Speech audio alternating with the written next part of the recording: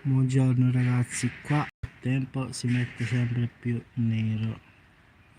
Infatti questo grande nuvolone sul mare già è incominciato a piovere, non molto però. Ora si è calmata un po' la situazione, però ci sta questo nuvolone proprio gigante qua. Ciao Filippo, buon pomeriggio. Il cielo è proprio scuro.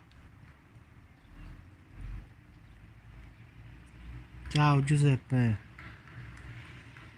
Ciao Mariangela. Ciao ragazzi.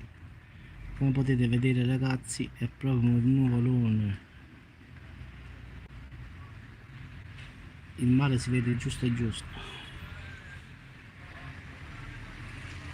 Ecco ci sta la nave pure qui. Il mare è come il cielo, è scuro.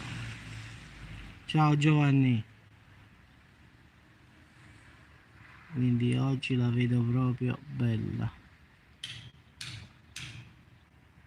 Ciao Maria.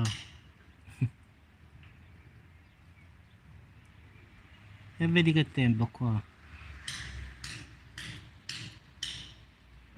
Ciao Lucia. Ci sta questo nuvolone proprio esagerato. Secondo me oggi piove. Stamattina in un momento stava incominciando anche a fioccare un po', poi è finito tutto, diciamo. Pensavo facesse la neve, la verità. Poi è incominciato a piovere, è normale. Ciao Anna. No, qua la temperatura è normale, è solo che piove e c'è un po' di vento, tutto qua.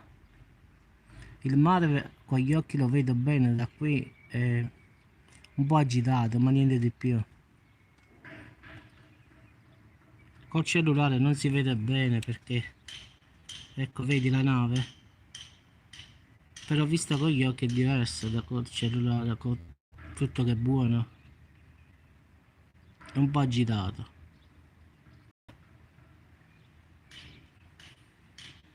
E sta sto nuvolone proprio sopra che fa paura proprio.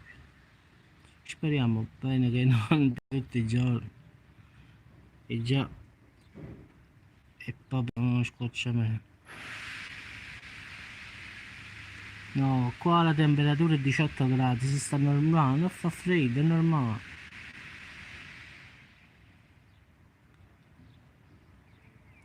Ragazzi, vi auguro un buon pomeriggio, ci sentiamo sul canale. Ciao a tutti, a dopo, ciao ragazzi.